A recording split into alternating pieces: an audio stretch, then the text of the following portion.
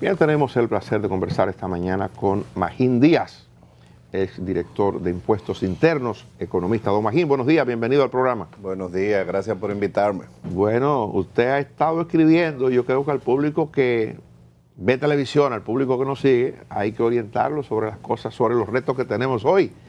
De entrada quisiéramos conocer, frente al escenario en el que estamos, el gobierno ha planteado una serie de reformas. Dentro de esas reformas está una que tiene que ver con el pacto fiscal, que procura que el gobierno genere mucho más ingresos para atender al tema del endeudamiento y para atender a cuestiones internas, demandas que tiene pendiente y que tiene que satisfacer. Le pregunto a usted como economista, ¿cuál sería la salida? ¿Qué es lo que pudiéramos hacer? ¿Cómo hacerlo sin alborotar las avispas, sin que la gente vaya a meterse en conflicto y que el gobierno se vuelva inestable? Mira, el gobierno realmente tiene un año hablando de la reforma, desde que llegó. O sea, hay una necesidad de recursos adicionales que el gobierno ha identificado desde que llegó. Por eso, hace un año, cuando sometió su primer presupuesto, trató de meter nuevos impuestos y la población no lo aceptó bien, impuestos que representaban unos 22 mil millones de pesos, más o menos, y tuvo que cambiar eso. El presidente tuvo que hablar y decir, no, vamos a negociamos unos adelantos con la banca, con la Barringol, y vamos a posponer esto, y vamos a convocar al Consejo Económico y Social. Eso fue en octubre del año pasado. Y realmente a lo largo del año lo ha ido diciendo con distintos matices que hay que hacer una reforma. Primero, a principio de año, la idea era, vamos a hacer una reforma tipo la que hizo Balaguer en el 92. Yo creo que ahí un poco ingenuos, porque esa fue una reforma que en realidad se negoció y se trabajó por más de 2 años. Eso no se hizo en 3 o 4 meses. Luego de Colombia, pues bajaron un poco el tono. Bueno, vamos a ver qué se puede hacer. Pero ya con esta convocatoria, con las 13 o 14 reformas, pues nuevamente se pone sobre el tapete. O sea que hay una necesidad. Hace 2 semanas se puso a circular un documento con unos lineamientos de lo que sería esa reforma o pacto. Usted ha planteado, lo oí, bueno, creo que le leí decir sobre la reforma del 92, que inició exactamente en el año 1990 con el gobierno del doctor Joaquín Balaguer a raíz de una crisis política generada por las dudas sobre las elecciones del doctor Balaguer, que se la habría robado al profesor Juan Bosch. Y hubo la participación de expertos internacionales, la gente de Harvard, del Fondo del Banco Mundial, del Banco Interamericano. Le pregunto yo, hoy día el gobierno está convocando un instrumento que tenemos nosotros que se llama el CES, el Consejo Económico y Social. ¿No sería suficiente con los técnicos dominicanos, con el ambiente que pudiera generarse en medio de ese escenario para acordar una reforma con la presencia de los empresarios, de la representación de los trabajadores también? Bueno, la idea parece ser esa. Como yo te dije, se puso a circular un documento con lineamientos muy generales, que básicamente más de la mitad de los lineamientos es justificando que hay que aumentar el gasto, diciendo que hay una brecha de infraestructura muy grande, que hay necesidad en educación, en salud, en vivienda, sector eléctrico. O sea, el gobierno está identificando que hay que aumentar los gastos. Ahí yo creo que hay que atender una pregunta que hay que discutirla ahora. Bueno, si toda la recaudación adicional de la reforma es para aumentar gastos, entonces la deuda se va a quedar igual. Y el déficit irá bajando con crecimiento económico en 15 o 20 años. Eso es una pregunta que hay que hacer. Yo creo que el gobierno debe tener, y ha tenido un año para preparar una reforma, posiblemente una propuesta con asistencia del Fondo Monetario, del Banco Mundial, del Banco Interamericano. O sea, esos técnicos siempre están a disposición de los gobiernos. Ahora, de ahí a que sea algo parecido a lo del 92, no. Esa sí fue una reforma donde vinieron los mayores expertos mundiales. Hubo un equipo de contraparte aquí liderado por el PNUD con muchísimos de los mejores técnicos en ese momento del país, abogados, economistas, expertos tributarios, que trabajaron por más de 2 años con la gente de la Universidad de Harvard, de los organismos. O sea, fue realmente integral. Ahí fue que se hizo el Código Tributario Lo que uno ve ahora es que no hay tiempo para discutir algo de esa magnitud. Entonces tal vez una reforma más coyuntural que estructural es lo que uno ve desde fuera. En el caso del 92, hay que agregar un elemento que tal vez pudiera hacer similitud de ahora. Hubo un gran cambio en la visión económica global. El Pacto de Washington, las teorías neoliberales, la visión de un comercio globalizado, integrado, nos obligó a movernos de impuestos básicamente arancelarios a otro tipo de impuestos internos. Y ahí que se da, en esa coyuntura se da ese cambio también. Ahora mismo el mundo plantea el reto del COVID, cómo ya ese multilateralismo parece estar en pausa o en una revisión. Y el mundo se plantea cómo vamos a manejar las cosas después del COVID, después de la pandemia, y la región particularmente también. ¿Hasta qué punto? Y ahí es donde quiero ver su visión como economista, más sacarlo del aspecto local.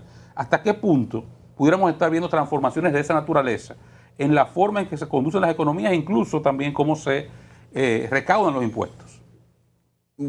Y un tercer elemento, ¿hasta qué punto, y este es el más importante tal vez, hasta qué punto los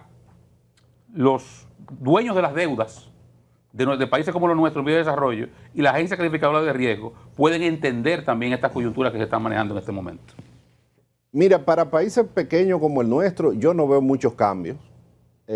Tal vez en países grandes, ustedes vean en la prensa que hay guerra comercial, pero por detrás se van a poner de acuerdo. O sea, yo creo que un retorno al proteccionismo lo veo muy difícil. Tal vez en economías grandes, bueno, tenemos el caso de Gran Bretaña con el Brexit, pero economía pequeña como la nuestra, volver a eso no es opción. El cambio que uno está viendo en materia de política fiscal es una tendencia nuevamente a poner más impuestos sobre la renta, más impuestos progresivos, sobre todo en América Latina, que ha aumentado la desigualdad y el COVID todavía la ha incrementado mucho más. Es un generador de desigualdad el COVID y eso se ha visto en la educación, o sea, el que es rico se ha protegido más, se ha vacunado más. Entonces el COVID ha vuelto más desigual y hay una tendencia muy fuerte y una presión de los organismos internacionales de que los países deben poner más impuestos sobre los ingresos, sobre la riqueza. Ahora, eso es más difícil de cobrar. Los impuestos a la riqueza o al patrimonio en realidad recaudan muy poco en el mundo. Uno lo ve más como una señal. Colombia quiso poner más impuestos sobre la renta personal y no le fue muy bien. 2/3 partes de su reforma era impuesto a la renta personal. No eran impuestos al consumo como yo vi que dijo mucha gente. No, van a generalizar el ITEVI y la gente se tiró a la calle. No, la reforma era principalmente impuesto a la renta personal. Y es más difícil de poner y más difícil de recaudar. Es el cambio que yo veo. En esta coyuntura de COVID, digamos, o de recuperación tras la pandemia, ese sería el camino, el que Colombia vio de incrementar los ingresos, porque los gobiernos necesitan más ingresos necesariamente a partir de las necesidades de pagar deuda o de transferencias sociales para reducir esa desigualdad ampliada por el COVID. Todos los gobiernos de la región están gritando por necesidades de ingresos. El camino sería ese, el incremento de los impuestos progresivos, renta personal y tenencia, propiedades, activos. Primero el camino es decidir qué es lo que queremos. ¿Cuál es el tamaño del Estado que queremos? La Constitución del 2010 aquí creó un Estado con instituciones de países europeos.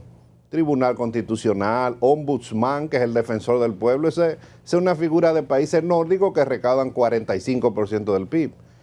O sea, tenemos Tribunal Electoral. Entonces, ¿qué está diciendo el Banco Mundial, por ejemplo? Bueno, los estados que recaudan menos de 15% del PIB no son viables. Eso dice el Banco Mundial en su página web. ¿Cuánto estamos recaudando? Nosotros, 14. el promedio es 13.5, tal vez este año sea 14. En pocos años hemos recaudado más de 15, creo que el 2007 lo hicimos. Entonces, no tenemos, hay países que tienen cobre, que tienen petróleo, entonces, bueno, recaudan 15, pero eso le da 5 o 10 puntos adicionales. Pero nosotros no, nosotros lo que recaudamos de impuestos, esa es la recaudación. Entonces, primero es definir qué queremos como Estado, independientemente del COVID. El COVID ha va a cambiar las prioridades. Ahora hay más presión por gasto en salud, más presión por atender necesidades básicas. O sea, yo creo que el mundo ahí va a cambiar. Pero antes de eso ya teníamos un problema estructural. O sea, ¿vamos a cambiar la estrategia de desarrollo?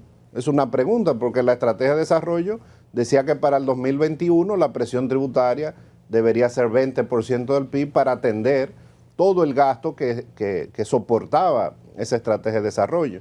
Entonces yo creo que hay temas coyunturales y hay temas estructurales. Ahora, ¿cómo conseguirlo? Eso es lo difícil. Maín, una taza de café Santo Domingo, café del bueno. Ahí voy con la parte, concluir el enfoque que tengo desde el punto de vista del COVID. Es que a partir de esa realidad que chocó al mundo, de una forma u otra todos hemos vuelto, buena parte del mundo ha ido a ver el Estado grande. O sea, como siempre pasa, ¿verdad? Entre Keynes y Friedman, crisis, que todo el mundo va a Keynes, ¿verdad? Y todos vamos allá al Estado protector, grande. Y esa es la visión que se tiene ahora mismo prácticamente generalizada, un Estado con mayor tamaño. Entonces, ¿cómo lograr, si es lo que vamos a hacer en República Dominicana, que parece que ese es el camino, cómo lograr ese Estado con ese nivel de ingresos? Porque estamos hablando de, recordamos 13.5, 20, eso es 6.5 del producto. Sí, eso son 300 mil millones de pesos. Eso se iba a lograr en la estrategia de desarrollo gradualmente, o sea, no hay forma de subir de un año a otro. La única reforma aquí que subió 3 puntos del PIB fue la del 92. Después las otras reformas que se hicieron a partir del año 2000, que van varias, en promedio suben 1%, 1.2, tal vez creo que hubo una que dio 1.5, y para que la gente entienda, un punto del PIB son 50 mil millones. Entonces, de pesos. Entonces tiene que ser un tema gradual, pero aquí la discusión no es si el Estado debe ser más grande o no, esa es la discusión en Europa, en Estados Unidos. El problema es que los organismos y la literatura académica considera que esto no es un Estado. Que no somos un Estado. No, porque el que recauda tan poco, no es una discusión. Ahora, Magín, esa no es la discusión. No habría otra fórmula, digamos. Aquí los empresarios y el gobierno en diferentes momentos han hablado de la calidad del gasto. Ustedes los economistas, la calidad del gasto. Si el gobierno dice, bueno, vamos a hacer mucho más eficiente el Estado con menos personal.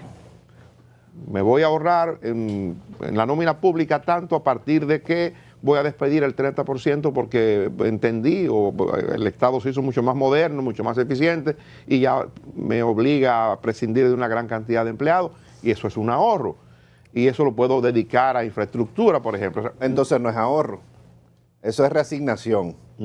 Sí. Entonces, cuando tú tienes un Estado pequeño como el de aquí, aunque me maten los comentarios, la gente que vea por YouTube, en realidad no es un Estado grande.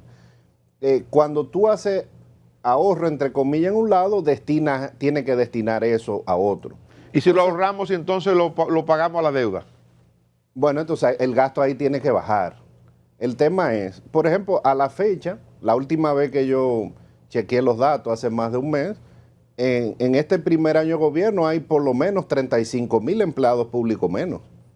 Menos. Eso, sí, tengo que ver el dato lo publica la TCS, el Banco Central, pero la nómina, el gasto en nómina no ha bajado porque el salario promedio ha aumentado. Entonces el gasto en nómina es el mismo.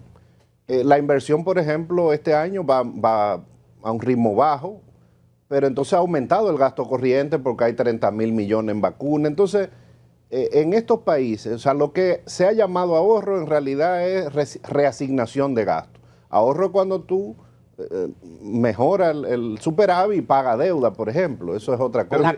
Imagínese, perdón, Germán, imagínese que el gobierno le llame, o el presidente de la República, o alguno de los miembros del equipo económico del presidente, a usted como técnico que ha estado opinando sobre este tema y que además tiene experiencia y conoce. Magín, ¿cuál sería una fórmula adecuada para mejorar los ingresos del Estado en este momento? ¿Qué usted le sugiere? Bueno, yo a veces digo que ya mi época de poner impuestos ya pasó. Porque es que no es simpático.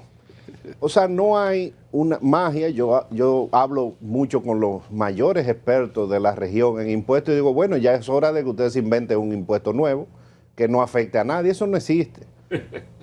Aquí o se suben las tasas de los impuestos que es posible que se suban algunas si el enfoque es recaudatorio y coyuntural. Si el Ministerio de Hacienda considera que ya no puede aguantar más, va a subir algunas tasas. Y lo otro es ampliar las bases de los impuestos, que es una forma bonita de decir que te voy a subir la tasa al que paga cero. Entonces, ampliar la base del ITEVI, ¿qué significa? Bueno, lo que no tiene ITEVI ahora va a pagar 15 o 18 o 10, la tasa que se ponga. Entonces, aquí hay, por ejemplo, impuestos que se identifican. Hubo un informe muy detallado del Banco Mundial el mes pasado. Impuestos que hay potencial recaudatorio, como el impuesto a la propiedad, el ITEVI, pero ¿qué significa recaudar más de ITEVI? Significa que la clase media va a pagar mucho más, y eso políticamente es complicado. Y yo creo que esta es una reforma O sea, que pudiera ser una combinación muy dura para la clase media, porque si le aumentamos el impuesto sobre la renta, si aumentamos, si universalizamos la base de aplicación del ITEVI, son impuestos directos a la clase media. Mira lo que pasa. Hace 30 años, cuando se hacían reformas, nadie pensaba en desigualdad ni en nada de eso. El mundo fue cambiando y después dijimos, espérate, hay un problema. Dijeron lo que saben realmente. Hay un problema con los pobres. Cuando hagamos reformas vamos a compensar a los pobres y hay mecanismos muy eficientes. Ya. Y el país lo demostró el año pasado. Creó programas que llegaron a 40, 50% de la población. Entonces, ya con los programas de transferencia focalizados, tú puedes incluso calcular exactamente cuánto tienes que darle luego de una reforma. El tema es que en el medio queda toda esa gran clase media que ha crecido en el país, que no hay forma de tú protegerla. Tú tienes, ¿cómo el gobierno la va a proteger? Como yo lo escribí hoy, bueno, diciéndole que en el corto plazo va a pagar más impuestos, pero que el crecimiento económico, la estabilidad macroeconómica, te va a hacer más rico, vamos a mejorar la calidad de los servicios, pero no lo puedes compensar. Entonces, ahora el gran tema académico, primero, y de los organismos es, bueno, cuando tú haces una reforma, ¿qué hacer con esa gran clase media que se ha creado? Sobre todo en los países que crecimos muchísimo, porque el crecimiento en realidad es bueno. Tenemos un presidente economista, Luis Abinader, pero es político. ¿Será que la realidad social, con unas redes sociales muy activas, que no existían en la década del 90, cuando Balaguer hizo esa reforma, ¿verdad?, le toma muy en cuenta cómo puede reaccionar la población y aquello del economista que es en base a cálculos y a números, que hay que cobrar tanto para poder responder a las necesidades, toda esta complejidad que se da con el debate de que el modelo económico dominicano ha dado frutos, tanto que el propio Banco Central, el gobernador, en un momento salió a defenderlo, el modelo económico, y dijo, lo que hay que revisar quizás es el sistema de cómo se reparte la riqueza. Todas estas cosas determinan que los gobiernos tomen esa decisión de hacer reformas, o le tienen miedo, no quieren invertir el capital político en esto. No, el presidente yo creo que lo va a invertir porque él lo ha dicho. Y dijo en la última entrevista, esto no es un concurso de popularidad. Si hay que hacerlo, hay que hacerlo. Porque la alternativa, si se llega a un punto de crisis, es una crisis. Y un gobierno no quiere eso. Entonces, lo que pasa es que ya no es lo mismo, claramente, como tú dices, hacer una reforma ahora que hace 20 años. Ya hay que tomar en cuenta otros factores y por eso al final una reforma va a ser una combinación de medidas que, y lo dicen los lineamientos, va a haber compensación al 40% más pobre de la población. Me imagino que con algunos de los programas de transferencia, o sea, hay que tomar eso en cuenta, pero al final el presidente va a tener que poner en una balanza. Así, aquí no hay un riesgo de crisis en los próximos 3 o 4 años, una crisis fiscal de deuda, no la hay. Lo que hay es un problema coyuntural de liquidez, porque los intereses se te están llevando el 25% de los ingresos. La educación te lleva más del 30%. Entonces, tú vas a tener que gobernar entonces con mucha restricción, poca inversión en infraestructura, o sea, no va a poder atender todas las demandas sociales y obviamente más ingresos también ayudan a bajar la deuda en el largo plazo, pero no es un problema de que el año que viene aquí va a haber una crisis. Lo que va a haber es un gobierno con una presión tributaria baja y con muchas necesidades de gasto, porque todo el mundo quiere, en el fondo, aunque el gobierno siempre se critica, todo el mundo quiere gasto del gobierno. Magín, ¿hay tiempo todavía para hacer la reforma fiscal integral e incluir eso en el presupuesto del próximo año? No, el presupuesto se tiene que presentar la semana que viene. Ahora, semana. Sí, el día primero, exacto, el viernes. Entonces, tiempo siempre hay, en el sentido de que nada obliga a que hay que hacerlo juntos. El gobierno puede discutir. Ahora, va a ser una reforma más coyuntural. Vamos a suponer que se discuta 3 meses. Bueno, como yo dije, la reforma del 92 se trabajó por más de 2 años. Yo creo que va a ser más coyuntural y bueno, después se manda una modificación presupuestaria, etcétera. Lo importante es que yo no veo una crisis fiscal, no la veo inminente, yo veo más un gobierno que tiene un tema de corto plazo, de que tiene un plan de gobierno y pocos recursos para atender esos planes, y por eso es que la inversión va baja, aunque puede haber otras razones, pero realmente hay una demanda de gasto grande, como lo dicen los lineamientos que puso a circular el gobierno. Hay figuras tributarias actuales que pueden, si se aplican, producir un impacto importante en las recaudaciones. Y pongo el ejemplo del impuesto a la circulación de vehículos, por ejemplo, que hay una ley ahí que no se ha aplicado. O aspectos que pudieran ser medidas administrativas que reduzcan la evasión y la elusión, de forma tal que se pueda producir un impacto importante en las recaudaciones en los próximos años que no nos obligue a una reforma fiscal. No, la respuesta rápida es que no, porque es la magnitud de lo que se necesita. Yo creo que primero la lucha contra el fraude y la evasión siempre hay que hacerla, eso va dando frutos, pero con una reforma de la DGI tú no vas a lograr 2 o 3 puntos del PIB, no vas a lograr 150.000 millones, 100.000 millones, cualquiera que sea la meta que se ponga el gobierno de recaudación adicional. Ahora sí se debe ir mejorando, pero con ese tipo de medidas pues se va mejorando marginalmente y gradualmente. Y tal vez el gobierno lo que quiere es subir las recaudaciones por lo menos 1 punto o 2 puntos del PIB en los próximos 2 años, y eso no se logra con medidas administrativas. Y algo que dicen los mayores pagadores de impuestos del país. Bueno, la presión fiscal es 13, pero yo no pago 13. No, claro. Porque hay un sector de la economía, un 56%, que es informal. Entonces, ¿cómo abordar ese elemento al sentarnos a discutir una reforma fiscal? Mira, yo no me iría por el lado de la informalidad. Yo me iría por el lado de que la carga tributaria está muy mal repartida.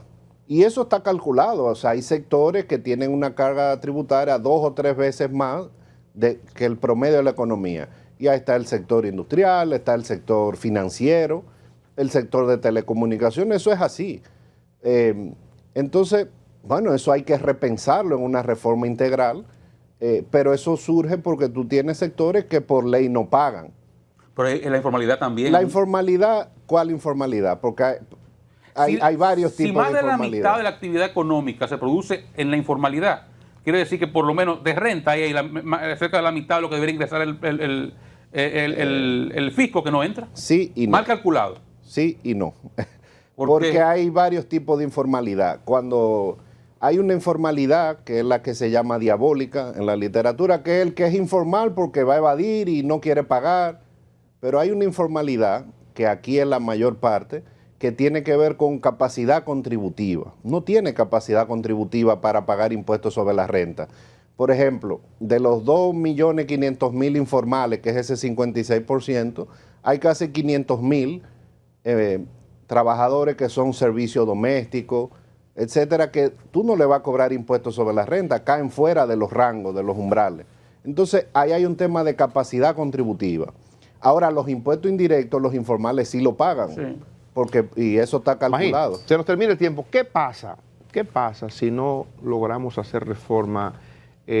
Ahí vendría el tema del riesgo país, el país se volvería insolvente para atender algunos compromisos, incluso de pago de deuda. ¿Qué nos viene si no hacemos la reforma? Digamos, bueno, para este año parece que no, pero ¿cuáles serían las repercusiones? Mira, yo creo que el gobierno puede sobrevivir. Es posible que baje la calificación de riesgo, pero tal vez no, porque nosotros estamos mucho mejor que los países de la región. Entonces, si nos la bajan a nosotros, se la van a tener que bajar la calificación a todos los países de la región. O sea que ahí quedaríamos igual. Yo creo que lo que va a pasar es que la deuda se va a encarecer un poco, pero no hay un riesgo inminente ahora de una crisis. O sea, no se va a acabar el mundo, pienso yo. Lo que sí es que el gobierno tiene muchas presiones de gasto. Entonces, como el gobierno está comprometido con la estabilidad macroeconómica, va a respetar la restricción presupuestaria, entonces va a ser un gobierno que va a prometer muchas cosas, pero no va a poder hacer mucho. Y la estabilidad macroeconómica, digamos que va a ser su punta de lanza. Es un tema más estructural, lo vería yo. No es que si no se hace la reforma hay una crisis el otro día. Gracias por su tiempo. Ya tendremos la oportunidad de encontrarnos nuevamente. Magín Díaz, economista. Ustedes, gracias por acompañarnos. Mañana de vuelta a partir de las 5 de la madrugada.